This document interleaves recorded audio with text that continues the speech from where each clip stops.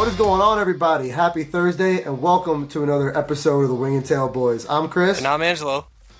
and we're here to talk about what we've had going on over the last couple weeks this hunting season. How you been doing this week, Ange? This week was pretty decent, pretty eventful. We definitely got some stories to tell. Can't wait to talk about it. The weather's been really hot. It's finally just today started to cool off. We had a nice little drizzle, cooled things off a little bit, and it was cool all day. Didn't get a chance to get out in the woods today. Had some stuff to do around the house, but we're gonna get back out there, and we're hoping that this little drop in temperature gets the deer back up on their feet. All right, What cool, have you been cool. doing? Um, I've been doing a little bit. Been working on some little projects, but before we get into that, just want to talk to the listeners for a little bit, real quick. We've been talking a lot about or mentioning reviews a lot around here, and we've finally realized that things have been a little confusing. So I just want to clarify the the link that I've had on our Instagram. It has the link to the Sportsman's Empire, which you can listen to our podcast there. But when we the reviews that we're asking for everybody to leave, they have to be left on the platform that you listen to us on. So if that's on Apple Podcasts, there's a spot down there at the bottom of our podcast page where you can leave a written review. If you're listening on Spotify, you can just leave just a regular old 5-star review. So wherever you guys listen to the podcast, if you're enjoying what you're hearing, please feel free to drop down to the bottom there and leave us a review if you can. We're also, I think, going to start posting some of these podcasts to our YouTube channel too. So we're going to start directing people over there. We want everybody to like and subscribe, leave some comments. It's a little bit easier for us to interact with everybody, and that should help the community grow. And we should be able to start interacting with people a little bit faster with those different outlets. Yeah, for sure. And we've been talking a lot about wanting to do a lot more DIY stuff as of late. The big thing that we've been talking about on our channel since day one. You all right? Yeah, I didn't press record on the other camera. Go ahead, keep going. Nice. Go ahead, press it. So one of the big things that we've been talking about here is really wanting to help the new hunters out, or helping those hunters out that don't have a lot of time to spend in the woods. You know, hunters like us who maybe get a few days off during the week and all they really have is the weekends to go out and hunt. And one of the things that we really want to focus on is trying to cut that time down for our listeners. We want to maybe get out and test those products out for you, and tell you if they're a yay or a nay, or if they're snake oil, or whatever the case may be. And in the spirit of that, Angelo and I are in touch with a local scent company. There's a guy from Jersey who makes his own scents, and we're really looking forward to trying some of those out and getting back to our listeners and letting them know how that works out. We're not going to give the name just yet, but stay tuned, and we're really hoping to bring some great results for you. We really hope to support local companies, local shops, local businesses, and we're going right along with that. So outside of that, I think I'm ready to talk about what's been going on lately. Yeah, one last thing too. Um, If you haven't heard yeah, our go ahead. last episode, make sure you check it out. We did an interview with Dorch from Fire Knock. It had a lot of good information there. It's going to be probably the first of a few times that we talk to him. We might even be able to do some in-person stuff. He invited us out to maybe even go check out his facilities and stuff like that. So go back and check out that podcast if you haven't had a chance yet. And hopefully you guys like that information.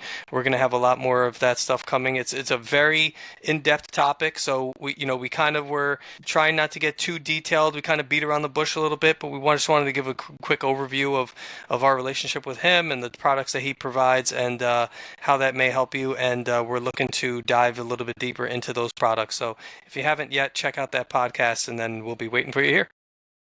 Yeah, I mean, we kind of went into that conversation with what we thought was a pretty specific topic of the scientific arrow, and we quickly realized that it is not a very specific topic, and it is actually a lot more broad than we thought it was.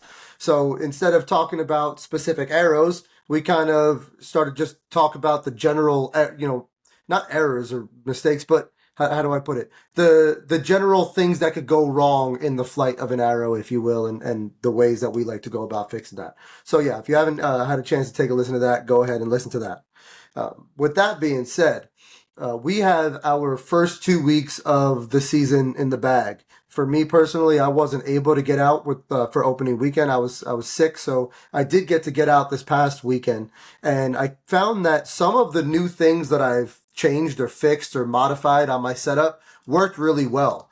I enjoyed having some of the pouches that I added to my harness. It really made some things a lot easier to find, or it put less weight on my back also, which really helped out. I went ahead and I fixed those aiders. If you guys listened a few episodes ago, I talked about how I made my own DIY aiders last year, and I had to have them connect to one point, which made the steps close on me as I was climbing them. I've since changed my steps from a single step to a double step, and then changed my aider so I'm able to connect it to either side. And when I used that triple aider this weekend, those steps didn't close up on me anymore. They stayed open. The ladder worked. The ladder worked perfectly. Also, when you and I climbed over the summer, when we went out and tested out our gear down by the soybean field, we talked about how my system for carrying the sticks and holding them together and everything didn't work out so well. So I got rid of that. I got rid of the elastic that I had holding the sticks together, and I ended up just ratcheting them straight to my platform when I carry them in. And that worked really well because when I got to my stand, there was nothing, or when I got to my tree location, there was nothing to take apart anymore. All I had to do was take those sticks, put them on my belt, and I was able to climb. So that worked really well for me. What didn't work out so well for me is some of the camera arm mods that I've made. I was running last year one of the old muddy camera arms, one of the original ones with the big triangular base. And I'll tell you, it is the most sturdy camera arm I've used to date, and I've used about 4 or 5 of them. What I didn't like about it though is it weighed almost 8 pounds without the strap. If I added the strap in, I'm sure it was over 8 pounds. So I decided to take a couple pieces from the different camera arms that I've bought over the years, and I kind of put them together and modified my own camera arm. And for the most part, it worked out really well. It's just where I connected the washers to where the screws went through and connected the washers, the hinging parts, they weren't as sturdy as I would have liked them to be. So I'm working on fixing that, and hopefully I'll have that ready for this weekend. I should have it ready for this weekend. I just have to get a new drill bit. Like I said, really big into DIY stuff. Love making my own stuff. I am looking at getting a new platform. I found that with this newer camera and the added weight of the camera and a couple other things that I have to bring in the woods with me, I find that the platform I have is just a little too heavy, and I want to cut some weight there. So I'm looking for a new platform. If anyone has any recommendations, feel free to leave a comment below. I'd love to know what you guys have used and what you like. Other than that, I'm working on making my own climbing sticks. I have all the components. I just need to find something that I want to use for the main shaft of the climbing stick. So other than that, I got out in the woods this weekend and had a little bit of action. Nothing crazy. Got out. Decided to get in my tree at about, I don't know. I think by the time I got to my tree and got set up, it was like 11 o'clock in the morning. I like to get in late morning and kind of just let things settle down, and I prefer to not have to come out of my tree until dark. Unfortunately, my stomach had different plans for me, and I had to come down to handle my business, if you will. And as I came down, it was about 1:30 in the afternoon. Off runs a doe. As your father always told me growing up, you always go to the bathroom before you get in the tree, and unfortunately, I couldn't. So that wasn't that big of a deal. It was like 90 yards up in front of me, and it was a smaller doe. I don't honestly know if I would have shot it or not, but that's neither here nor there. And then later on in the evening, saw a couple doe. They were in range for about 45 minutes, just kind of feeding along through the shrubbery, but they never opened up to give me a shot. So I had some action, got to see some deer. My first sit, got a little film on camera, nothing crazy, but outside of that, no harvest to report. So that's pretty much been my week in the woods, Ange. So how about you? How you been doing over Yeah, the I last week mean, or two? so to go on with the gear, so I had a couple issues as well. So I have the camera arm I'm using is also a muddy camera arm. I like it. It's no problems. I wish it was a little bit longer. Sometimes it's a little bit hard to get around the tree, and I'll tell you what, I kind of wouldn't hate if it was curved. So, I mean, we're talking about maybe wanting to produce some stuff. I'll tell you what, that might be something that we want to do is maybe a slight curve to the arms.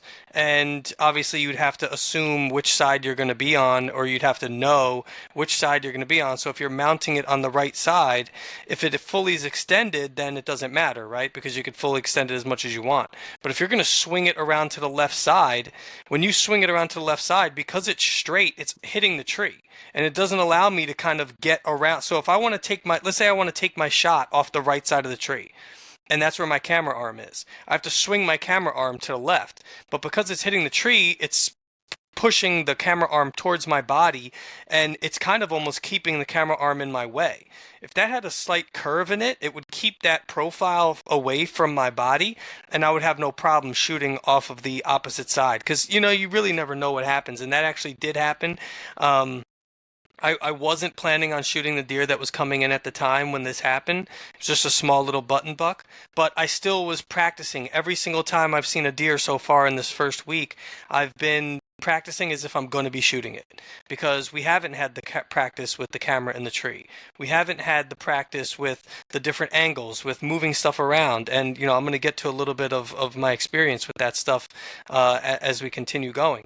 But I thought that that was one thing that kind of got in my way instantly. And I've a very I haven't worked with the camera at all, pretty much, and that was something that I noticed right off the bat. So um, that was good.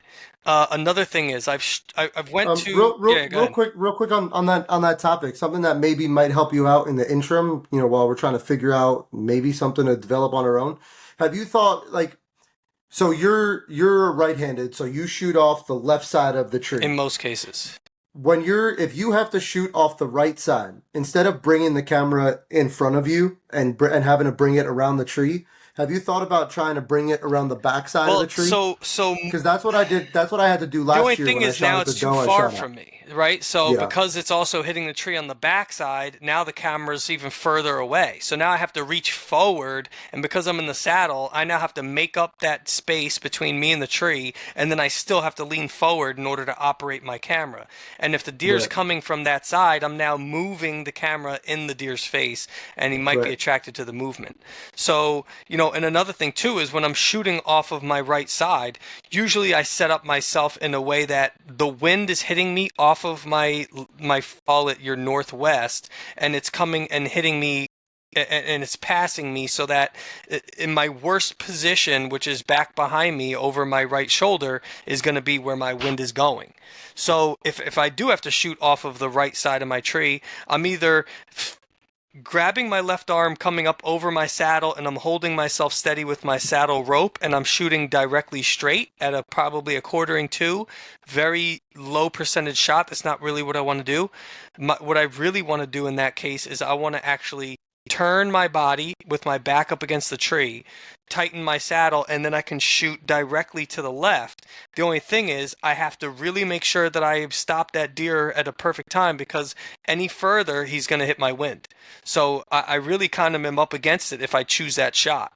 So it's really not where I want my shot to be, but you know, it actually did happen a couple times in this first week that I was hunting. It wasn't all my fault. We'll get to the stuff once we get to the stories of the deer hunting. But to keep talking about my gear, this year, I'm not screwing anything into the trees. Every single thing is on straps. When I get up into the tree, I have my saddle harness is my safety rope is up as high as I can reach it, and then directly under that, I have a strap that goes around the tree with a hook that my bow goes on one side, and then I have an extra hook on the other side, depending on certain things I have there. I actually have a thought in my mind that I want to have my binocular pouch on that side so that when I Mm-hmm. need to take my binos, I could just take my binos off of there and I could just put my binos back. Another thing is took the bino pouch off my chest, which is why I'm looking for a place to put my binos. With the saddle, with the bow, I just really don't like the binoculars on my chest. With the gun, I don't Do you care. do you find that with your saddle when you're in the saddle and you have that V coming up to your when you have your bridge makes that V as it comes up to your tether. Yeah. do you find that that pinches your binocular harness between Well, the only between because my that? harness is my safety rope is so high, right? I'm putting my safety rope so high that it does start to pinch a little bit. That's not the reason why I don't like it though. I don't like Okay. that because I also have the back support.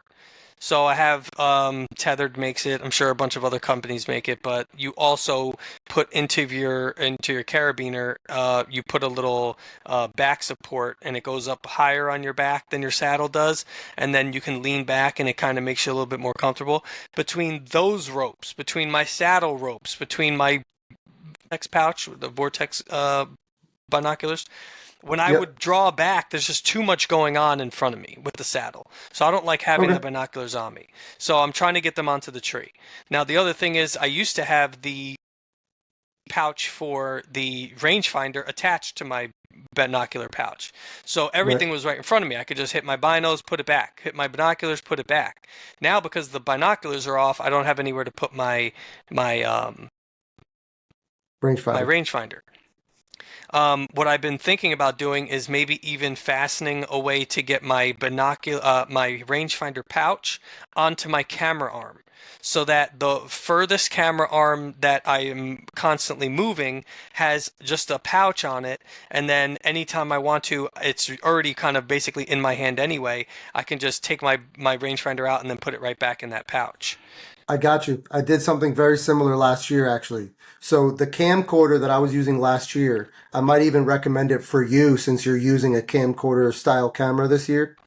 I took an old Bino pouch that I had and put like a small portable charger in it, put it in there, rested it on top of my camera arm, and then taped it to my camera arm with that battery pack in it. And then it allowed me to slide the battery pack in and out and do what I had to do with it. So if you're looking to attach your rangefinder to your camera arm, you could do something like that. Take that pouch that you've always used, put it on the camera arm with the rangefinder in it, and then just tape it to it. And then you could interchange it. You could have your rangefinder in there, or you could put like a little, like I said, a portable battery pack, and that way you never have to worry about your camera dying in the woods. Yeah. That's like my biggest fear in the cold is the batteries just. Yeah, that might be something I have to think about doing, but that was one of the upgrades I wanted to do. I everything else I like. I'm not too I the stuff I got going on with my sticks, the elastic ropes that I put on my sticks, all that stuff, it's working Mhm. pretty good. For gear, and I'm kind of learning how to not make noise while I climb. I have my release on my hand, so sometimes that clinks against a couple things when I'm trying to put stuff together. You know that in the past I wasn't doing the steps the way that we probably should be doing. Now I'm doing it the right way, so now while I'm trying to do all this work and everything with my hands, having the release on kind of kills me. So I think what I'm just going to have to do is once I get to my tree, I'm going to have to take my release off, fasten it to my bow, and then when I'm doing my climbing, I'm not going to be able to shoot anyway because my bow's not in my hand. Like, oh, you never know. You might have to just pull your bow up and take a shot, so my release is on my hand. But I think I'm just going to bite that bullet and just work with what I have and just take the release off and just be free to be able to maneuver and kind of do whatever I want. Now you're still using an index style release, right? Yes. And is it? Do you have the ability to flip it back and forth? Does it like swing, or is it just always facing forward? No, it kind of articulates a little bit. It moves. I usually spin it to the back side of my arm, and then it's kind of on the back of my hand.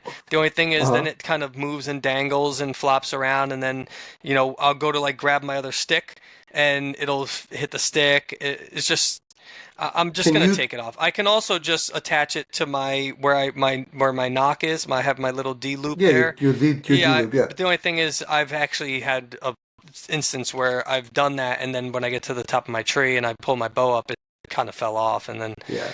no, I'm just continuing to work with some of the gear. I think I pretty much got a lot of the things that I want to do figured out. One of the other things I was thinking about doing, I saw someone do, is they took their sticks and they drilled holes into the stick, and then what I just sound makes it seem like. So they weren't just little small drill bits; they were actually big rings, and they were drilling out rings. I was thinking about maybe wanting to do something like that to kind of relieve myself from some of the metal that's there, and then maybe Hmm. do like like a foam insert and just spray foam inside, let it kind of all come out, and then cut it all so that it still has the structure, but it's got foam inside, which is a lot lighter now. But I'm just scared that I'm gonna put it onto the tree and then it's gonna lose its stability, and then where I cut the holes, it's gonna, I don't know. We'll have to figure It's something gonna out. bend. Yeah, I Yeah, might have to, not just do on all four sides cut the holes, but maybe like cut two on the front and the back down here, and then cut two on the left and the right down here, and then alternate it, or just, maybe just do one, and just kind of just something to kind of take a little bit of weight off. Anything will help. yeah, I got you. What I was trying to get at before with the release is if you're able to, just spin it around and tuck it in your sleeve, and then you don't have to worry Yeah, about it's it banging. just That's what I use. That's what I used to do when I had an index release. Mine used to like be able to bend back completely backwards, and I would just bend it and lock it in place and just slide it into my yeah, I can try sleeve. that. That might be something worth doing. That silencing, actually, I've thought about that spray foam thing for a while. Actually, I don't know how heavy spray foam is. I don't know the kind of weight that it would add to the setup. You could also try stealth strips. They make stealth strips, which are Well, I have the supposed whole thing to like taped. It's just silence that them. it's hollow, so sometimes when you hit it, you still get kind of like a ding, and I'd rather Yeah, more like a thud, like a yeah, I dull gotcha. sound. So I think I might just, even if I just sacrifice a couple holes and then just say, you know what, even if the metal that I trim off is not less than the foam I put in, I might even be okay with. Obviously, foam is not going to be that heavy. I might even be okay with a little bit of extra weight just to have less of the noise, that metal clinking noise. Yeah. See, and I'm on the other side of the fence. I feel like finally, for the first time ever, my stuff is actually pretty quiet. What I've done is I bought fabric tape and just taped up my sticks with fabric tape, and it still has that little bit of hollow sound, but the ting has been taken out of it. The other thing is I took some camo duct tape and I wrapped my carabiners in camo duct tape, and then I took them and put them in the oven for 5 minutes. And when you do that, it kind of like makes all the tape shrink a little bit and just locks it in place. And then once it did, and it gets a little hard on the edges, and then I just wrapped it one more time, and those carabiners are dead silent. I have four of them, one for each side of my bridge. Not my bridge, I'm sorry, my lineman's belt when I'm climbing up.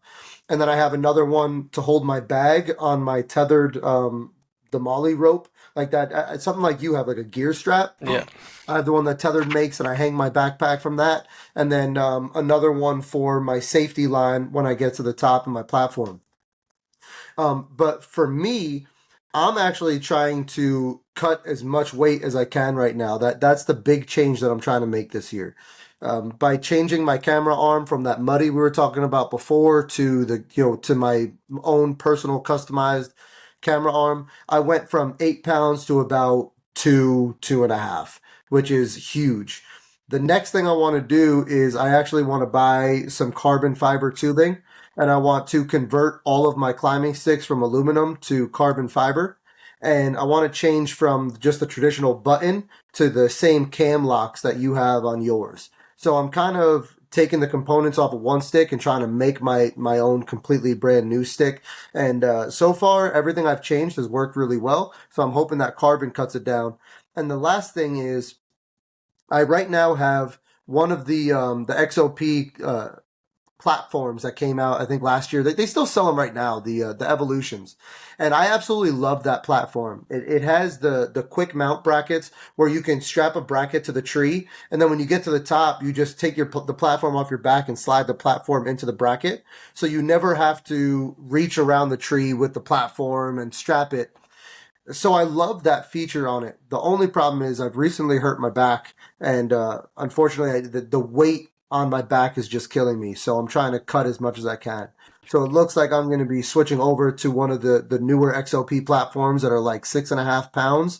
I'm really looking forward to getting into that. And if I can get the sticks cut down, the camera arm is already done, and if I can get that platform, it looks like I'm going to be able to cut the weight of my It looks like I'm able to cut the weight of all my gear, platform, and everything included by 15 pounds, which is going to make just an absolute huge difference in the woods. I think it's going to let me travel a little bit deeper, maybe even travel on some steeper terrain than I already hunt on, being in the Just in mountains. time So for winter and then you can add 15 pounds of clothes.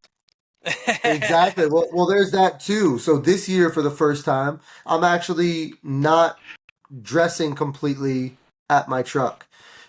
I'm just putting on one layer of legs and one layer on my upper body, on my torso, and I'm walking in. And this, what I actually did this weekend was I set up my stand, climbed down to the bottom after I set everything up, got dressed, and then climbed back up the tree. Uh, I run very hot. I sweat very easy. It doesn't take very much for me to start sweating. So in a situation where I'm trying to cut my scent, in a hunting situation specifically, I'm trying to I'm trying to trap as little heat as possible. So that seems like the best method I have going for me right now. We just want to do now a little tri-state trifecta update. Um, Fantastic. Tri-state trifecta update. So I've got a little board set up behind me, and we have got board with the dough. Yeah. I've got. We're gonna send a clip of this right here. I got my camera set up. We're gonna a little clip. Angelo has got a dough on the board. Oh my god, that thing's massive, There you bro. go. Got a dough on the board. We There also you have go. we also have Kevin from Mid Atlantic Outdoors. Kevin, I hope you don't mind we stole your He picture. stole your face. He's got a little reflection on him. Can we lower him? That's a little bit better. There It's he a little is. bit better. We got the stash. That's That's it. the most The important. stash. Yeah. That's it. There we go. Has a dough on the board. A little bit better. And then here we go. Yeah. Last but not least, soon to be on the board. We 100% need a better picture. We gotta get. We'll do a tag photo for this, but I got, there he goes with his sunglasses and all. right, right now, tag soup. I'm eating Does not tag have a soup dough. right There we now. go. Tag soup. All Nah, right, so here we I mean, go. Wing and Tail Outdoors, Tri-State Trifecta. Update. 2024. Update. We're on the board. Wing and Tail's on the board in New Jersey. There we go. There we go. One leg down. I love it. So I'm actually I want to backtrack real quick because even though I saw some deer, I didn't get a shot this weekend. I think we talked about at one point how I feel like as long as when you go out you learn something every time, I feel like you can't have a failed hunt, right? So this past weekend I went and hunted a brand new section. So you and I have been talking a lot, and what I'm trying to do this year is kind of bounce around this one patch of woods that I've been hunting in New Jersey and learn the woods. How are the deer moving around? What's going on in the different places? So this past weekend, I had a decision to make. I could have either gone to a place, a patch of a section of this woods where I'm very familiar with. I know I've historically seen a lot of deer. Or I could have gone to a new place. You hunted this spot last year, had some luck at it, and I could have gone there and gathered my own data. Instead of going somewhere where I had a higher chance of seeing some deer, I went somewhere that was new. And I started with some e-scouting. I checked out, I found pretty much the only terrain feature in that section between two rows of houses. And I just went in, walked to it. And when I got to where I found on my e-scouting journey, I found exactly what I expected to find. It was a convergence of a bunch of different trails. I found a really, really, really fresh rub. I think I sent you a picture of it. It was still, the bark was still wet. It was still light. Not light. It was like that moist brown looking bark. It was right on the ground on top of the leaves. So it could have even been from that morning or the night before. And being down there, going into a spot, never been there before, no cameras, no scouting over the summer. I went in first sit and I got my eyes on some deer and I gathered some information. So overall, I think it was I think we gathered some data and it was a success in that sense. To be honest with you, hunting there on the weekend is a little rough. Being that close to the houses, even though the deer are used to it and they like to kind of hide or position themselves between those houses. So any of you listening that hunt like residential areas or kind of like pockets of woods that are in residential areas, those deer feel really comfortable in the woods between the houses where they historically don't get bothered. Um, but it was loud. There was like forestry work going on all weekend. People must have been like cutting down a tree and having it cut up or whatever.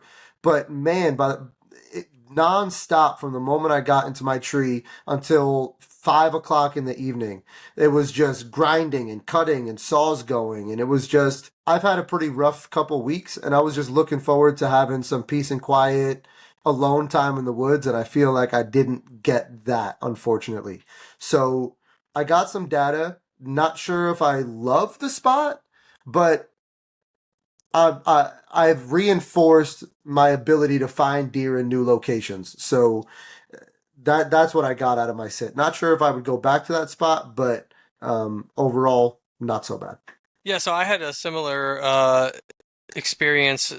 So the opening day Saturday that I went hunting, it was pretty good. We had a pretty good day. I'll get into that, but to kind of build on what you were saying, this most recent Saturday, which makes pretty much the first week come to a close of the hunting season, It is I the had 23rd of September today as we're recording, yeah, as just we're for recording, reference. so it was the 21st, and I didn't go in the morning, and I went in for an afternoon sit, and there was people having a barbecue out the back of their house, and I had already explained to everybody that I'm hunting in an area where they're looking to cull some of the deer, so there's a little bit better quality deer in there. It's a little bit better of an opportunity for you to see deer, but we are closer to people's homes. And even though I wasn't near them, really, I was a couple hundred yards away at least. I mean, pretty decently far away. I couldn't see the house from where I was, but I could hear them, and they were blasting music. They were having a fire. They were, doing who knows what, and it didn't really disturb me too much. But after a little while, a guy comes by in a quad, and he's riding the trails, and then somebody was also doing something else a little far off. So, I think that coupled with the changing of the seasons. It was still a little hot. It just started to be a little bit cooler today, so I'm anticipating them being a little bit more on their feet once the temperatures start to cool down. But in the middle of the week, we entered into a full moon phase, which, I'm not going to say that I am a firm believer in all of the different data in moon phases and this and that, but they definitely are affected by the moon phases, the gravitational pulls, and all that other good nonsense. But, from the first couple days that I was in the woods, from Saturday till about Wednesday, we had good deer movement, predictable deer movement. I was on and I was able to predict where they were coming from. We were able to see deer, and then it was like a light switch, right? As soon as we hit the full moon, I don't know if it was because they were able to stay out a little bit later or they were able to see a little bit better. All those different things come into play, but I'm thinking that maybe their feeding times maybe shifted a little bit. So even if it just shifted by like an hour, if they're starting to get up out of their bed as soon as it's starting to get dark, maybe at sunset or just at last shot, they might not make it to me where I'm at. So, the spot that I was hunting this week, I was inside of a bedding area. The opening day, I had within the first 45 minutes of the sun coming up on opening day, I had somewhere between 7 and 8 deer pretty much surrounding me from the minute that the sun rose. I had a bunch of deer walking in on out of like this little marshy swamp area, and they came across where I was walking in, but then they walked the trail that I walked in. So one of the things that I regret is we talked about our access. One of the biggest things I am, before I even do anything else, I want to find out where my access is. And then, what I really look to is I try to see, okay, well, I want to do an observation sit. I know where deer are moving a little bit from the very little bit of scouting that I've done. Let me do an observation sit, kind of stay further away. I identified a bedding area, and that's what I did. The only thing is, what I overlooked, and I'm not ashamed to say it, is I didn't want to walk in on the trails that people normally walk. But it's a move that I probably should have known was going to be better for me is because I hunt in another area that's got a lot of trails. And even though it's not something that people are on a regular basis, the deer do not seem to be as spooked when I walk on the trails that they expect people to walk in on. This time I decided to walk in on a deer trail, and then it just so happens that they decided to walk that trail that day. So, it was where the deer were supposed to be coming from. I didn't expect them to walk the trail that I walked in on, but they did. So I had a hard time trying to get around and get a good shot on those deer because they were very in tune to the fact that I was there. I guess they could smell that my scent was fresh on that trail, and they were a little bit hesitant moving into my location. While they were moving in, I had a group of three does walk in basically downwind from where I was. So, I was in my observation sit. I didn't really know where all the deer were coming from, but it seemed like where that swampy area was, one group of deer came from one side, the other group of deer came from the opposite side, and they kind of walked around the edge, and I was stuck in the middle. And it was really hard for me to find a moment to be able to draw my bow back. I did end up having a doe come in to about 10 yards. I had the other two does that were with that same doe that I was hoping to draw back on, they were within 30 yards. And then the deer that were stuck on the trail that I walked in on, they hung up at about 35 was the closest one. The other one was about 40. And then the other two that were with them were hung up at about like 50, 55 yards. So I did have a bunch of opportunities to shoot. The only thing is they were so on alert that I never really had an opportunity to draw my bow back. So, real quick, I gotta. This kind of goes in line with what we talked about. I don't think it was the last podcast with George. I think it was the one before that, episode 6, I think. But we talked about kind of the preparation for the hunting season, and one of the things we talked about was my scent control regimen and how I'm very, very scent oriented. I try to, I wash my clothes, I put them in ozone. You guys can go back to that episode and listen to the whole thing for the details of it. But you specifically aren't as worried about your scent. You don't do things purposely to cause more scent, but you're also not concerned about covering your scent or, going through the precautions of washing your clothes and all that good stuff. Do you think that makes a difference? And the reason I ask that is because I was in a similar situation this past Saturday where you know the spot, man. There's only one way to get in there. You have to walk in from that main entrance off the road. There's nowhere else to enter. You have to walk that gravel walkway, and if you're going to cut into the woods left or right, you have to go in. That's the only way that you're going to get there. The first deer I saw was coming. Let's say the wind was like a northeast wind, so the deer was coming from the northwest. So that first deer wouldn't have caught my scent. The deer I saw at the end of the day, though, not only did they came in from my left and cut my wind, so they ended up walking into my downside wind while also walking the exact same foot trail that I had walked. And I didn't see that sense of alertedness, if that makes sense. Like they even at one point, so the deer came to, just to clarify, they came in from my left side and kind of walked a 45-degree angle away. So when I first saw them, they popped out at about 20 yards and then angled away to about 45 and then just kept feeding away. One doe broke off and kept going farther, and another one actually broke off and started walking back towards me again to the point where I actually had come to full draw and thought she was going to give me a shot. Never looked alert, just kind of was feeding along, and then decided to just turn around and continue feeding.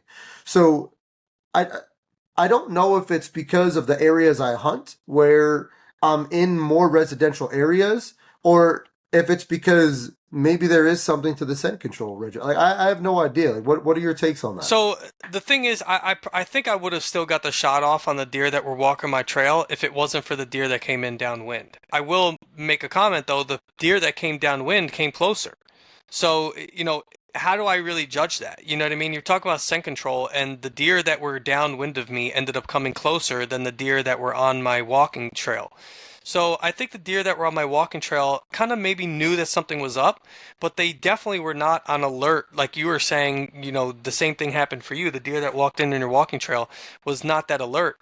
They knew something was up. I could tell that they knew something was up. I don't know if maybe they were picking up on cues from the deer that were walking downwind from me because I was focused on them. I didn't even see the deer that were downwind of me because I was already locked in waiting for my shot on these deer until they were already within bow range.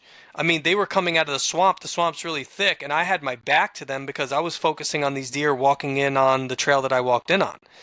I think that because I was caught off guard by the deer behind me, I think that they maybe had my scent. The fact that we're in an area where people are frequenting the area, maybe they weren't as alert. But when I was startled by the fact that they were so close, I think I may have alerted them with audio. You know what I mean? I might have actually made a Okay. sound in my tree, moving in my tree. So I think there was something additional. We always talk about, for me, I've witnessed in a lot of what I talk about when deer kind of get spooked. They really kind of need two of their senses to be tickled before they kind of go crazy. So if they see something and you move, but then you stop moving, they kind of will. Sometimes they'll stop. They'll try to get you to move again. They'll try to move their own head, try to create movement, try to see you. Sometimes they'll circle a little bit, see if they can get a scent, and their ears are on alert. They're listening for any sound. If you were like standing awkwardly and you happen to like crack a stick and they were on alert, they're probably gone at that point. I think that's Yeah. probably what happened in this tree. I was maybe moving for my bow, trying to get set up, and then once I was alerted to the deer near me, I think once I had stopped moving now that I knew that they were there, I think they had already picked up on something additional than just my scent. Um, Either way, long story short, I never ended up getting a shot. I did have the one doe came into about 10 yards. They ended up kind of walking away. I chose not to take the 35-yard shot on the deer that were on my trail. It would have been a decent shot, but because there was so much going on around me and I was on an observation sit, I didn't want to give them the satisfaction of knowing that something was really wrong, educating them even more on the situation. I chose to just let the situation settle down, and I ended up coming down that morning and I ended up moving my stand and I haven't sat in that stand since. So you plan on going back? I may or may not try to see if I can hunt a different location. Now that I know that they're coming out of that swamp and they're walking in on that trail, I might do something different where I maybe target that group of deer. But, it's probably not something that I'm going to do at this moment until I get a little bit more information. Later on that evening, I moved my stand to a little bit closer to the bedding area where I knew that they were going to be. I got in pretty silent. I had a doe, or I might have even actually been a spike, or there was a three-pointer that ended up coming in later. It might have even been that deer. But they came in, they got a drink of water, and then they went back to bed down for a little while. And then, maybe like an hour before sunset, the three-pointer came out, and they fed behind me for a little while. It was probably for like 45 minutes. And then, as it kind of got closer to dark, that deer fed off, and then I ended up getting down out of my tree and not seeing anything else for that night. So, I don't anticipate that I did too much damage on that first day. The following day was Sunday, and I wasn't really able to hunt that area.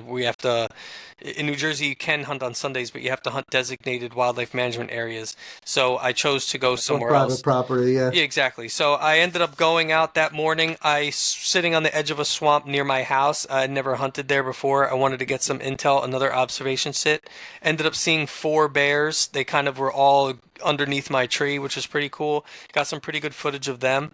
And Yeah, then you sent me that. yeah, and then I didn't see anything else that morning. I did get out in the afternoon. I saw a four-pointer, not something that I was really wanting to shoot. Plus, in New Jersey, I'm allowed to start hunting in the middle of September, but I'm not allowed to shoot a buck until I harvest a doe, unless I wait until October 1st, which is, kind of coincides with a lot of the opening days for all the other surrounding states as well. And at that point, if I haven't harvested a doe, I can start harvesting bucks without having to harvest a doe first. Okay. Um, Now, one of the things you mentioned to me that week, and I think it's important because I think these days a lot of people are starting to get into self filming or the recording process, more so just to document things. We're recording and we want to share what we have going on with our viewers and our listeners, and we want to document it for our future too. But for for people that are starting to do this, you had mentioned something that was really interesting to me, and you historically have not been a morning hunter in September and early October. Historically speaking, that's typically something you shy away from. You've mentioned in the past that you feel like it applies a little too much pressure and you do more damage than good. And you told me that you felt like you were forcing the topic after taking that morning sit. So why don't you if you don't mind talk a little bit about what you meant by all that? Yeah, so I mean, I definitely don't, especially at this time right now. It's too hot, and it's just, the mornings are nice, but you kind of have unpredictable movement. The deer are trying to get back into their cool bedding areas before the sun comes up on these days where it's still hot. I've found myself, I feel like a lot of times, and then, a little bit more of my story going into the next day, Monday. I'll talk about it now. Um, Monday when I went to my tree was the only other day that I hunted in the morning. The deer were already in the woods in the bedding area, and I walked up to my stand, and there was like 7 deer there, and I saw their eyes shining with my light in the middle, and they didn't even want to walk away. They were, I stood there for about 15, 20 minutes in the dark on the trail waiting for them to kind of move off, and they never moved.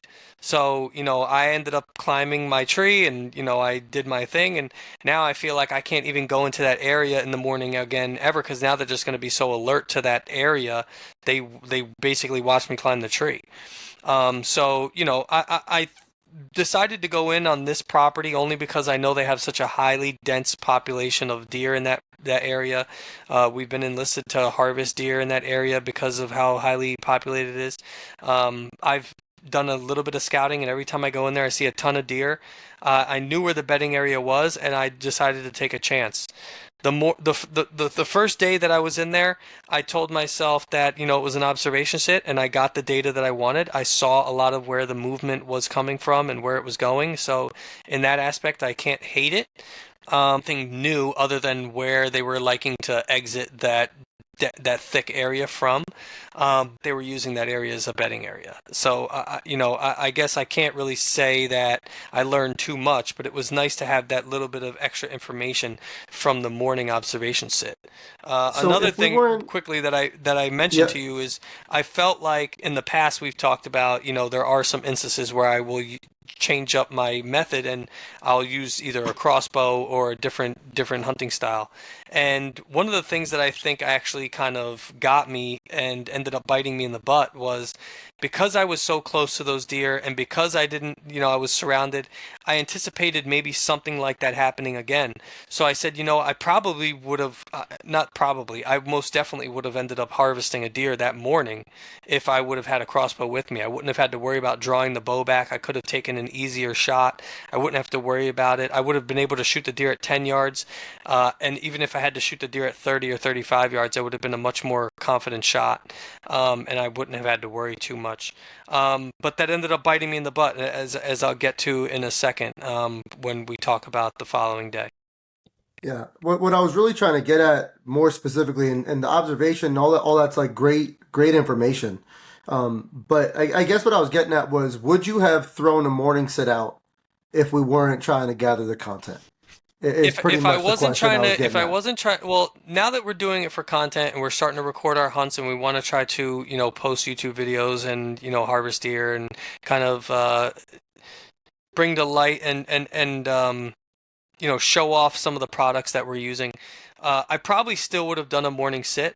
I probably wouldn't have done it anywhere where I would have wanted to see, like, I know I need to harvest a doe first, but I'm probably going to go to a place where it's like maybe I'm just throwing a Hail Mary, right? I don't want to be in anywhere where I've scouted, where I've done homework, where I'm going to say, okay, well, you know what? I'm expecting the deer that I really want to hunt to be in this area. Let me just go sit on this opposite side and see what's happening over there. You know what I mean? Because if I blow Right, that up, who cares? Because I'm not going to be hunting there anyway. But I might right. be able to gain. So it's early season. I like the observation sits. There's a lot less distance being traveled in the early season. The deer are going to be feeding. They are going to be on their feet, but there's so much more food for them in their bedding areas. They don't have to travel out of their bedding areas to go find food and then maybe find a new bedding spot for the rest of the day until it starts to get a little bit later in the day. So, you're not going to see anything in these travel corridors really unless you really have a pattern down and you know that they're traveling at a certain time and you can kind of hunt one of those travel corridors. But if you're in big woods, mountain, country where we're not in big mountain country, but the Appalachian Mountains and we have the stuff around here where you can get up into a lot of these, mountains and you have to hike up there. And there might be something that you've an area that you've wanted to hunt that you've never hunted just because you know it's a bitch getting up there or whatever else. So an observation sit in one of those areas early season is definitely something that I wouldn't mind doing. Yeah, and honestly, I'm right there with you. So that spot that I was contemplating sitting at, where historically I've seen a lot of deer, it also just happens to be the same area that I shot this buck up here. However many years ago. It's also the same location that I saw a really nice buck at last year, and then found the sheds in. So I did the same thing. I weighed the odds, and I said, is it worth shooting a doe here if it's going to ruin my chances of seeing a buck in the future? I decided that it wasn't. Also, I have John coming down. He's going to be hunting with me this weekend. I'm actually going to be putting him in that location this coming weekend. So I didn't And want to that blow it this up for coming myself. weekend we're going to be able to hunt bucks, right? I think I Yeah, said yep. October 1st for New Jersey, but I think it's the 28th, right, of September. Yes, yes. Whatever the third week. So the second weekend in September, I believe, is when the Earn a Buck starts. You get that second weekend, the third weekend, and then the fourth weekend. That next weekend, you're able to hunt and you're able to harvest anything if you haven't harvested a doe yet. So this coming weekend, we have that spot where I saw the buck last year. We have the spot where you saw those other two deer last year, where you harvested that nice buck last year. I don't know if you have that deer on the wall there with you or not, but that one right there, Yeah. yeah. So you have that data from last year that you shared with me, and hopefully I can go and capitalize on that this year. And the cool thing is with you, like you said, in Jersey, part of the season, you're part of the state you're able to hunt on weekends, on Sundays, and those are wildlife management areas. This particular spot that I'm talking about isn't. So I have this one spot that I try out on Saturdays, and then this other spot that I'm planning on hunting on Sundays, which is the woods that we grew up in. It's where we cut our teeth hunting, and that is halfway between my parents' house and my house. So I can hunt close to my parents on Saturday, hunt closer to my house on Sunday, come out of the woods and make my way home. So that works out. That works out really well. So as we're recording this, or when this episode airs, it'll be the Thursday before the first weekend opens in New York. This episode will air on Thursday. The New York season will open on Friday, and that Saturday will be the first sit that I get to throw in New York. I want to talk about that, but before I do, I want you to talk about your deer. Let's talk about your first leg of the trifecta here. Okay, so yeah, so spoiler alert, we talked about the tri-state trifecta. I obviously have a deer under my jumbo head there that we cut out. And Under I'm your gonna tell you the story. chin. So I alluded to it a little bit right before we started talking about this. So I said that to my detriment, what I did was I went and I decided to hunt the next day with the crossbow, and I said I just want to get a doe down. Um, I'm still gonna film it, still gonna do everything I need to. Just instead of taking the compound, I'm gonna take the crossbow. And this place, they're they're wanting you to be as effective as possible, so they actually even encouraged using the crossbow, and they want to try to exterminate as many deer as possible. So what I ended up doing was I decided to enter into the woods from a completely different area. I wanted to come in from the downwind side. The wind had shifted on me, so it was the east northeast wind. So what I did was I wanted to come in from the back side of the bedding area so that I wouldn't be having my scent going into the bedding area. The only thing is, when I got into the woods, I realized that there's a creek there, and I originally thought that I would be able to cross it, but the it seemed to be a little bit deeper than I thought it was going to be. So I went back to my truck, which was not far walk, and I have waders in the back of my truck, and I was originally going to do that, but I remember that when I tried them out and I went to go scout an area, it was just the material was too loud. When it was touching itself, brushing up against itself, it was making too much noise. So I decided against that. And what I ended up conjuring up in my brain was I had 2 bags of corn that I had put out to try to get deer to come into the area so that I could get a little bit of identification, a little bit of information. I still had those empty bags in my truck. So what I did was I took those 2 bags down to the river with me and I crossed the river with my feet in the bags, keeping my boots dry. I walked across the river It's and like a potato sack race exactly. across the damn river. Exactly. So I mean the river was only like 6 to 8 inches deep in the area where I crossed, so it really wasn't that bad, but my boot would have been Right. completely soaked. So I Sure. crossed the river, had to climb up on a little steep bank, and I ended up making it through, walked through a couple thorn bushes, got a couple snags, made it to my tree. When I got to my tree, I realized in the confusion of trying to figure out how I'm going to cross this river, I never put my saddle on.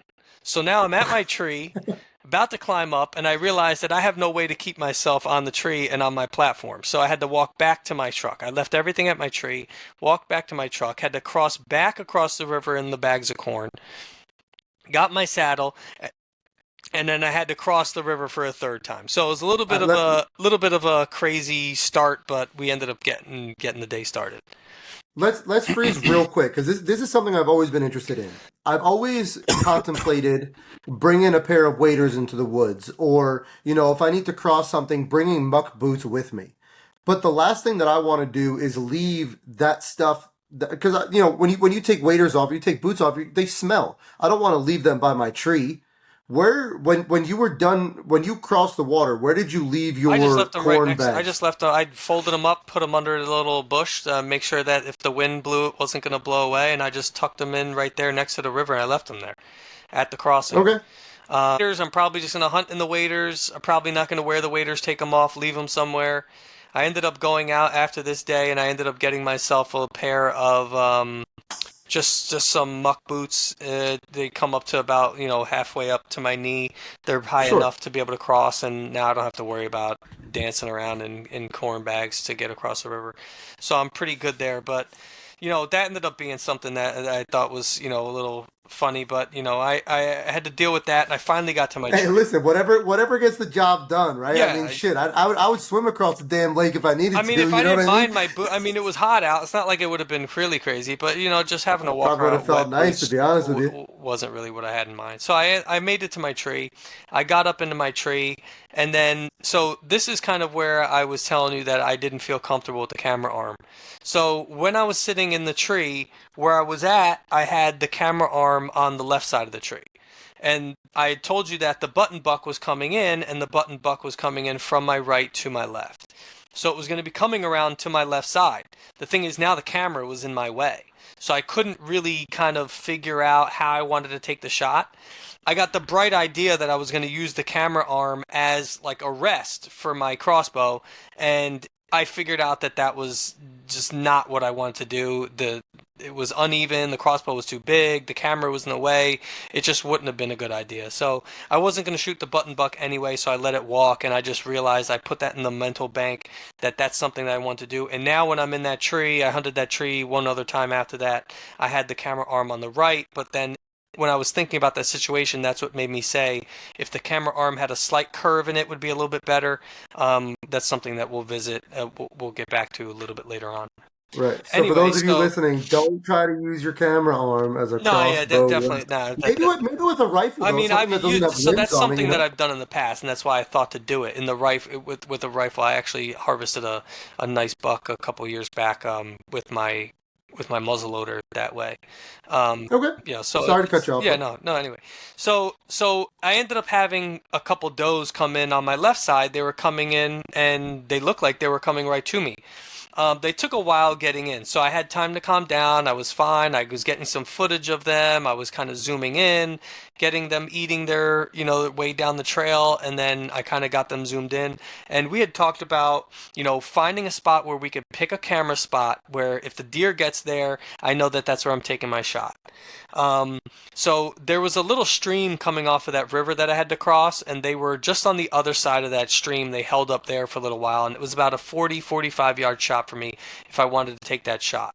There was a split tree in front of me that made it kind of difficult. There was a couple limbs coming off of that. I didn't really want to kind of contend with that, and it looked like they were probably going to end up working further down the trail, and they were going to come across that stream. So I just kind of let it develop.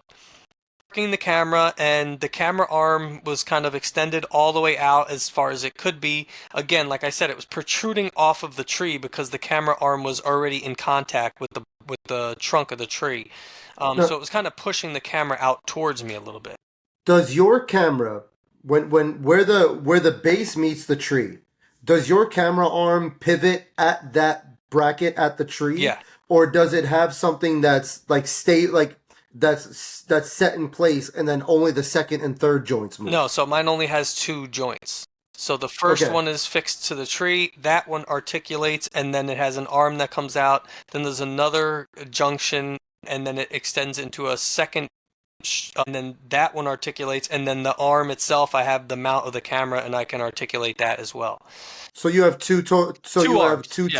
two sections. Two Okay. sections. So, Okay. maybe a third section would be good, but I still feel like that third section would be pretty far. So I'm okay with the two. It's just, you have to make sure that you know where your camera's at, and that's kind of where I'm getting. You would love the one that I have. I really I think you would absolutely love it. I mean, I have It the one I has have now. I'm gonna try to make it work. I mean, I'm yeah. all about upgrading, but for this season, I'm probably just gonna stick with it. If I do upgrade, it'll be probably next season. So I'll have to look at it, and maybe, we'll do a tandem hunt or something like that, and we can kind of see each other's gear and see how it works. If there's anything that might fit better for me. But Sure. so anyway, so the deer hung up there and they were getting ready to cross the river. I could tell. So what I did was I got my footage. I had lined the camera up to where I thought that the deer was going to be, and I started trying to align my crossbow on the deer. Now, what happened was is I ended up having a little bit of difficulty with the crossbow. I don't know if it was because of my angle. I don't know if it was because of the saddle rope or whatever, but I I shouldered the crossbow and I was having difficulty getting the scope to be clear. I was looking through the scope. I was getting that blackering around the outside, so I was getting like that little donut look. I couldn't figure out if my head was too close, if my head was not it was too far. I was trying to move my head back and forth. I wasn't able to get comfortable on the crossbow and I could not figure out what it was. Eventually the deer got to where I knew I wanted to shoot it and I didn't really have much time. I knew that the crossbow was still going to be accurate if I can get the crosshairs on the deer. It's just the view inside the scope wasn't going to be clear. So I lined up my shot and I took the shot. I knew something was wrong. I didn't know exactly what had happened, but because I was using the crossbow, I had to look through the scope. After I had taken my shot, I needed to look up, and at that point the deer had already kind of moved a little bit. With the compound bow, you could take your shot and then you can kind of still see because your head is up and alert and you can see what's kind of going on. With the crossbow in my way, I kind of had to wait a second to figure out what was going on, and I could see that the deer had ran back across the stream and they kind of hung up on the opposite side again. And I kind of was trying to feel them out and see what had happened. I couldn't really figure out what they were doing by their body posture. One had to been a little bit further back, and there was two that had come in, and one was a little bit closer. I was trying to get my bow. So at that point, I saw that they were still hung up. I didn't know if maybe I had missed. I knew something was wrong. So I had gotten my loader, my cocker. I cocked the crossbow back. I put it. I was thinking about putting another bolt, and I realized that that was the only bolt that I had. I had originally had two bolts. Last year, when I harvested this deer, I had harvested it with one bolt, and then I had a deer that I had shot later on in the season, and that was the only bolt that I had. So this bolt being my only bolt, I'm sitting there trying to get everything situated, and then I realized that that was the only bolt that I had. So my nerves were going. I didn't know what was going on, and what I thought myself was, you know what? Let me see if I could play back the camera and see if I could get the footage from the camera to give me any idea of what had happened. When I went to look at the camera, I didn't see the LCD screen. The LCD screen was completely gone. I had shot the camera. So I was like, you have got to be kidding me. I cannot believe that this happened. So Play it back. Oh I wait, couldn't. they I can't. couldn't. I really honestly couldn't believe that it happened.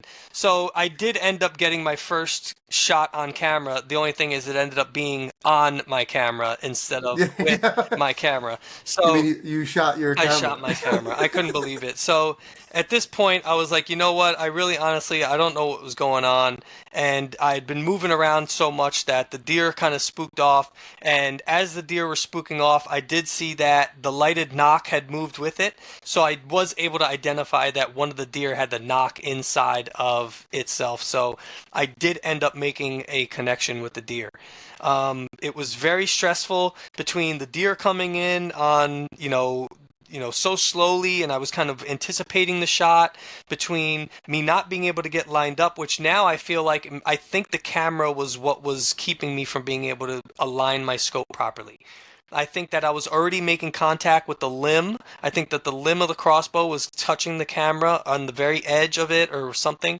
And I didn't actually shoot the camera with the bolt. So what had happened was I think that my limb was resting up against the camera, and when I shot the bow, the the vibration of the limb releasing the arrow vibrated so abruptly and with so much force that the LCD screen just shattered off the camera. Either that or the limb when it released, like literally Yeah, flicked the only thing is your the lens camera off. itself doesn't look like it's in bad shape. So I think it was just Right. the LCD of it. That's what I'm Um, saying. I think I think you were just far enough that you were able to line the shot up, but like when the limbs released and kind of went back to rest, that's when the end of the limb like literally clipped yeah. your screen So and I sent it. can't really figure out what it was, but obviously something happened. I didn't really know what was going on. I saw that the deer had the lighted knock in it when it ran. I was moving too much. I was spooking again, like I said. I kind of had nerves going through me. I didn't know what was going on, and I ended up thinking to myself, I think I may have put a bad shot on this deer because of the crossbow hitting the camera. So what I ended up doing was I ended up packing up my stuff. I got down to the bottom of my tree. I went down to go look if I could see some blood, and I ended up not finding any blood anywhere. I just didn't know what to do. So at that point, I said, you know what? Let me do the right thing. Let me back out. I ended up getting in touch with this guy, Darren. He has a dog retrieval business, and I made an appointment to meet with him at first light the following day. On it, I definitely think that one of the things that I could have done was a lot of the camcorder style video cameras that we have, they have the LCD that flips out, comes out the side. And then what happens is you can, if you want to, you can turn the camera and you can look at it from the opposite side. So like if you're videoing yourself and you're doing some sort of instructional video tutorial, whatever you want to do, if you have your camera pointing at you, you can turn the LCD upside down, and now you can see what you look like in the LCD screen. Right. You can also close the LCD screen when you do that, right? So you could flip it upside down and then you can lay the LCD screen flat up against the camera. Hindsight being 2020, I think what I really should have done in that situation was I was finding myself still trying to lean to the camera to be able to see the LCD screen. What would have actually helped me was if I would have flipped the LCD screen and closed it flat up against the camera, I would have been able to see the screen and I would have been able to move the camera where I needed it by just looking at the screen. But because I For had the sure. LCD screen open, and it really comes down to inexperience with the camera, not having the awareness of where the camera is, what I'm doing with the camera, and having to work around it. The camera, it is what it was. Thankfully, it was just a cheap camera. I ended up having my new camera now, which is going to be giving me much better footage. I've already fell in love with it. We've just a little bit of footage that I ended up getting since I've had it. So it's really not a huge loss. Anyway, to continue the story, the following morning I get in touch with Darren. Darren and I go into the woods. He's got his dog on the scent quickly. The dog looked like it just wanted to take off. He was trying to get it on the scent. He was trying to have it, usually they follow, a little scent trail and they go here and they go there. The dog just wanted to dart, just wanted to go.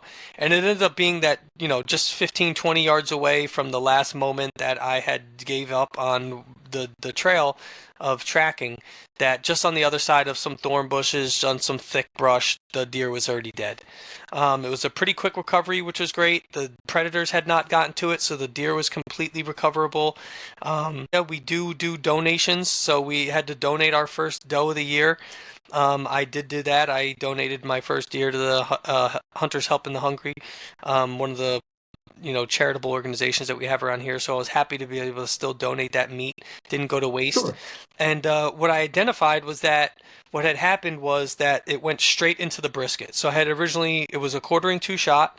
I was originally aiming for the shoulder. I was hoping to kind of get one lung. I was hoping to maybe get the beginning of the first lung, the back of the second lung, and in a perfect shot. And I ended up actually hitting the LCD screen, forcing my shot to the left and into the front of the deer. It looks like the deer had a wound in the front, in between the shoulder and the brisket right here in the front. The bolt never made it down out of the bottom because it ricocheted off of the rib cage and back up into the deer, into the guts. And Oh, when see, what I had saw when the deer ran away was there was a deer that was away from me, and there was a deer that was still looking at me. The deer that was looking at me was the deer that had not been shot. The deer that was looking away is the deer that had been shot. And when they took off, because I was moving in the tree, I had saw the knock, but because the deer was moving so fast, the light was fading. I couldn't really see where the knock was. I anticipated it being in the maybe being back, and that's why I didn't really see anything going on. What happened was it was actually the knock. It was in the front, and the arrow was still in. The arrow was plugging the hole. There was really no blood trail to follow. I had just barely scraped the heart. I did not do enough damage to the heart to kill the deer instantly. I did do a ton of damage throughout the entire chest cavity that the deer ended up expiring pretty soon after. So I was happy to recover the deer. I'm happy to be on the board. I'm happy that it looks like the deer probably didn't end up suffering too much, and it ended up being a pretty good shot. I'm happy to be on the board. We're never taking the crossbow again, unless we're doing a spot and stalk or we're doing something like that. I'm just gonna take the GoPro with me in a situation like that where I do that. But in the tree, it's gonna be compound or gun only. I'm not taking the risk of having that big, clunky, hard to maneuver crossbow with my new camera in the tree. So we're on the board. Wasn't how we drew it up, but we got the job done. for sure. And I think it's important. Like we vowed to our listeners and our viewers that this is real life, right? Like we're not perfect. We're not even professionals. You know what I mean? Like we're two guys, normal people going out trying to make it work and happen the same way anybody else is. So we're sharing our experiences, good, bad, or indifferent. You know, Angelo. Angelo's talked about pushing the topic, and now you made a detrimental error with your camera, but luckily it wasn't your expensive camera, and you learned a valuable lesson. But you've also done some things right, and same with me. I messed up, but my lens isn't the greatest that I have on my camera. I had to come down and take a dump. That's like the golden rule of hunting. You go to the bathroom before you go in the woods, or you don't come down. And it's nice to know, and for our listeners, I think it's important to point out that you can make mistakes and still be successful. But I don't think you can have success without making mistakes. You know what I mean? Like you can get lucky. There are those people who go out their first hunt and they shoot a beautiful deer, but you don't find continuous success without making mistakes along the way and learning from those mistakes. So hopefully some of those mistakes that we're making can help you guys shorten that learning curve. Just to wrap up here a little bit, something really cool that happened to me this weekend is being that this was my first hunt. This was also the first time I was using a true camera to record. Last year I used a camcorder. This year I'm using a camera with interchangeable lenses. And one of the big things that I was worried about was the added functionality of the camera and having it be harder to use. I was very worried about the zoom and all the different controls and not being able to have a remote to control the camera. To be completely honest with you, it was pretty fluid. once I got up in the tree and I set my camera up, which for the record, ladies and gentlemen, those of you listening, make sure that when you're up in your tree, what I did was I kept like my neck strap for my camera attached to my camera. So when I pull it out of my backpack, I put the camera around my neck first, and then I try to put it on my camera arm. So that way, if it slips out of my hand or it doesn't attach properly, I'm not dropping $1,000 piece of equipment out of my tree. You know what I mean? But overall, the transition from camcorder style camera to interchangeable lens style camera wasn't as bad as I thought it would be. Outside of the camera arm not doing the best, it went pretty fluid. My biggest issue I found is that the lens I have doesn't have enough zoom for some of the things I would like to get. My big thing, I struggle with ADD, and sometimes when I'm in my tree, it's tough to not stay focused, but sometimes it's tough to pass the time. So having this camera is just an added thing, something for me to do that is productive towards my final goal of success, but it also helps get me through the day. And as I was trying to record birds and squirrels and different wildlife in the woods, I found that the zoom on my camera or on my lens was not enough to really get the picture that I was hoping to get. I was able to find, I was able to find the animals. It just wasn't. I haven't looked back at it yet, but I don't think it was. I wasn't able to get the zoom that I wanted. The other problem that I ran into is that I did not set my camera high enough in my tree, like my camera arm. So I found that when I was sitting, the camera was a little farther away than it was a little lower than I would have liked it to be. So when I was standing, it was really far away. And my LCD screen is maybe like 2 3/4 inch, screen corner to corner. So it's not the biggest screen. So I did have a little bit of a tough time with that. So again, some positives, some downfalls to the trip, but overall found some information out that we can use to move forward. Other than that, like I said, this Thursday is the Thursday that this episode posts. Tomorrow is the season opener for New York, which means Saturday I'm going to get to throw my first sit in New York. And this year I'm really really pumped up. We have pretty much the only buck that I would call a shooter on our property has been showing up regularly, daylight, nighttime, middle of the day, morning, afternoon, middle. It doesn't matter. Like this deer is showing up almost daily at all different times of the day. And I'm really, really pumped to throw a fresh sit at him with some really fresh intel. And I'm hoping to cut him off on his trail. The only thing that I'm trying to decide is whether I should push the topic, like really aggressive on my first sit and push up to where he's coming from, or if I should hang back, play it safe, and kind of sit where he's most of the time going, but isn't there all the time. The most frequent pictures we get of him are where he's coming from. Um, so I don't know I don't know what to do. If that was you, what would you do? What do you think? Would you go I mean, if the I most know that he's frequent coming or? in at a certain time during the day and I know that I can be in there comfortable before he gets there, then I'm probably doing that.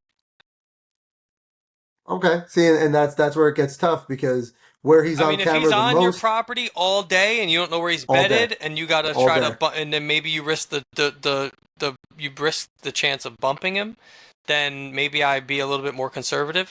But if you got him on a travel corridor and you have it, kind of mapped out and he's being pretty consistent, I would, just again, we don't have to be right up on it. You don't need a 5 yard shot, but I would give No. yourself a nice 35 yard shot to that area and be in there earlier, way before he's going to be there because we always have the dreaded, normally he comes at 5 o'clock and today he came at 4 while I was setting up. See, and that's where my problem is because he's been on the camera at 2:30 in the morning, 4:30 in the morning, 7 o'clock in the morning, 10 o'clock in the morning, 1 o'clock in the afternoon, 2:30 in the. You know what I mean? So it's like, man, I have him. I But that's what I'm I saying, know and he's that might even there. go back to what I'm talking about. The moon phases are changing. You know what I mean? Like they're gonna be doing the same thing, But as the days go by, they start to do it at a different time, different time, different time. So maybe go back before your hunt and kind of catalog when these are happening and Then see if there's a the loop. moon See phases. if Yeah. there's a loop. See if okay, well, it's been Oh, exactly a month. he's 100% on a Yeah, loop. He's 100% on a loop. see if you could go back and say, okay, well, exactly a month ago he was doing the same exact thing he's doing now, and then maybe you can anticipate what he's going to do next. All right, we're gonna have to talk about this a little bit further because we've talked about it a lot. I think when you're in a place where there isn't a lot of foot traffic, you know, this spot that we're talking about in New York, it's private property. We're not on our property all the time. So these spots where, you know, it's pretty virgin to human traffic, I do feel that that first sit is the best sit. So I have a week and a half to plan out, figure out where I want to sit.